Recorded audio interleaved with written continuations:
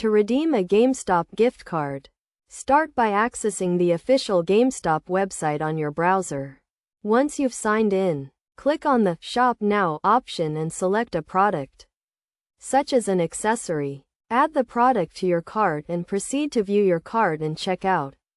In the checkout section, you'll see a list of options, including payment information, quantity, delivery, and pickup details.